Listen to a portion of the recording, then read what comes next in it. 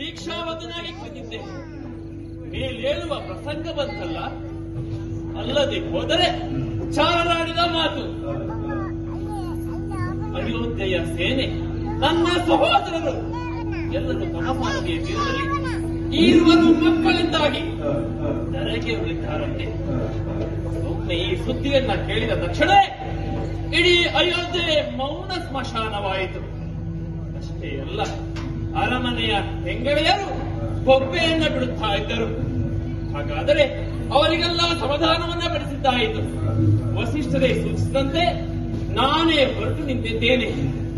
ಈ ಅಯೋಧ್ಯೆಯಲ್ಲಿ ಒಂದೇ ಹೆಸರು, ಶ್ರೀರಾಮ ಜಯರಾಮ ಜಯ ಜಯರಾಮ ಎನ್ನುವುದಾಗಿ ಎಲ್ಲರ ನಂಬುಗೆ ಈ ಶ್ರೀರಾಮನ ಮೇಲೆ.